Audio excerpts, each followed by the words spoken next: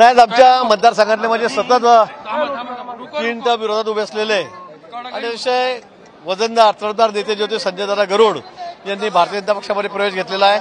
मला वाटतं की खूप मोठा विरोध, मोठं संघटन त्यांचं होतं, मोठा विरोध त्यांचा मला होता आणि तो आज दूर झालेला आहे आणि म्हणून मला असं वाटतं की आता मतदारसंघाच्या दृष्टीने मला हा मतदारसंघ अतिशय सोयीचा झालेला आहे।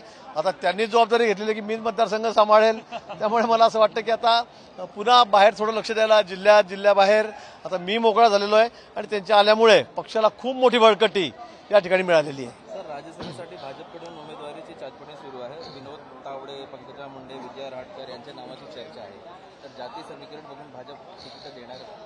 आमच्याकडे सगळी समीकरणं तपासली जातात, नुसतं जातीय समीकरण नाही, कार्यकर्ता समीकरण सगळे समीकरण असतात त्याच्यामध्ये। त्याचं आतापर्यंत पक्षामध्ये योगदान, कारण राज्यसभेची जागा ती काही छोटी जागा नाही आहे आणि त्यामुळे सगळे समीकरण तपासून सगळे निकष लावून पक्षश्रेष्ठी या ठिकाणी तिकीट देत असतात आणि त्या ठिकाणी निवड होत असते। नारायण राणेंची खासदारकीची टर्म संपत आलेली, त्यांनी फडणवीस साहेबांची आज भेट घेतली आहे, नेमकं त्यांना पुन्हा खासदारकी मिळेल का? आता मी फार छोटा कार्यकर्ता या बाबतीमध्ये, मी एकदम केंद्रातले निर्णय माझ्याकडे नाही आहेत। नारायण राणे साहेब मोठे नेते आहेत, हा सगळा निर्णय आमच्या उच्चाधिकार समितीकडे दिल्लीला आहे, ते त्या ठिकाणी करत असतात, त्यामुळे मी याबद्दल बोलणं उचित नाही। बच्चूकडून नाराज आहेत, संतापले आहेत त्यांनी, कशाबद्दल?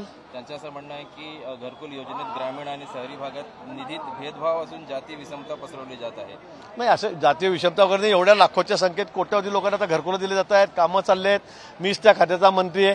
ठीक आहे, आर्थिक थोडी विषमता आहे, कारण शहरी भागामधला खर्च जास्त आहे, ग्रामीण भागातला कमी आहे, तरी सुद्धा ते पैसे वाढून द्यावेत म्हणून आमची मागणी आम्ही राज्यांकडून केंद्र सरकारकडे या ठिकाणी निश्चित केलेली आहे। शेवटचा प्रश्न, टी राजा आणि नितेश राणे यांच्या विरोधात चिथावणीचे गुन्हे दाखल होऊन तातडीची कारवाई होत नाही, गृह विभागावर आरोप केला जात आहे। नाही, मला कोणी गुन्हे दाखल केले या बाबतीत माहिती नाही, माहिती केलं मी सांगतो।